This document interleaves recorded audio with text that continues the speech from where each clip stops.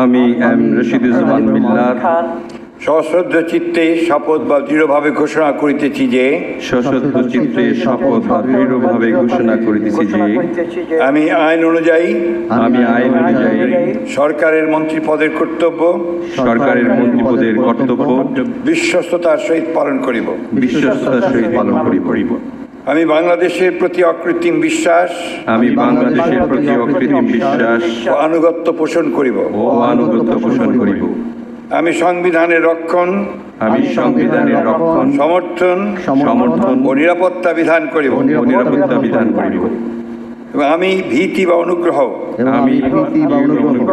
অনুরাগ বা বিরাগের বশবর্তী না হইয়া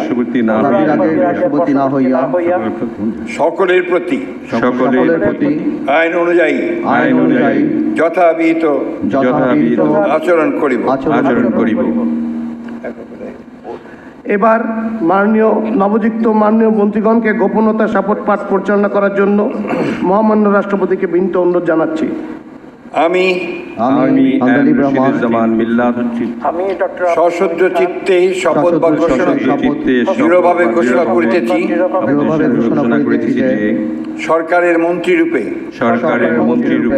যে সকল বিষয় আমার বিবেচনার জন্য আনিত হইবে বা যে সকল বিষয় আমি অবগত হইব তা মন্ত্রী রূপে যথাযথভাবে আমার কর্তব্য পালনের প্রয়োজন ব্যতীত প্রত্যক্ষ বা পরোক্ষভাবে কোনো ব্যক্তিকে জ্ঞাপন করিব না বা কোনো ব্যক্তির নিকট প্রকাশ করিব না।